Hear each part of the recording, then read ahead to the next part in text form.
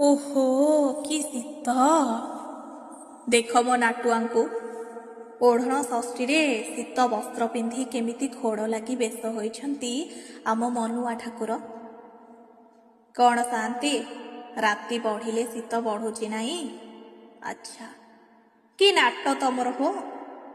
ଯେତେବେଳେ ଶୀତୁଆ ରାତିରେ ଯମୁନା କୂଳରେ କେଳି କଦମ୍ବ ମୂଳେ ରାଧାରାଣୀ ସହ ତ୍ରିଭଙ୍ଗୀ ଠାଣିରେ ରାସ ରଚଉଥିଲ, ଏ ଶୀତ କୋଉଠି ଥିଲା? ଦେଖ ତାଙ୍କ ଶୀତ ବସ୍ତ୍ରକୁ, ମଖମଲ ସୂତା କପଡ଼ାରେ, ପୁଣି ବିଭିନ୍ନ ରଙ୍ଗର ବିଭିନ୍ନ ବାରରେ।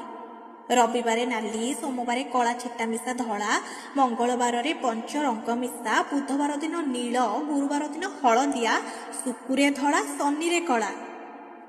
ଏ 7 ଗ୍ରହଙ୍କୁ 7 ଦିନରେ ଜଗତପତି ଘୋଡ଼ ବସ୍ତ୍ର ରୂପେ ପିନ୍ଧିବଟି? ଆଚ୍ଛା ଆଚ୍ଛା, ଏମିତି କଥା ନାହିଁ। ଆଚ୍ଛା କହିଲ, ରାମ ଅବତାରରେ ଘୋର ବନସ୍ତରେ ଗେରୁଆ ବସ୍ତ୍ରରେ, ପୁଣି ଫୁଙ୍ଗୁଳା ଦେହରେ, ଗଛ ମୂଳରେ, ଖୋଲା ଆକାଶ ତଳେ କେମିତି ରହୁଥିଲ କି ମନମୋହନ? ସେତେବେଳେ ଶୀତ କୋଉଠି ଥିଲା?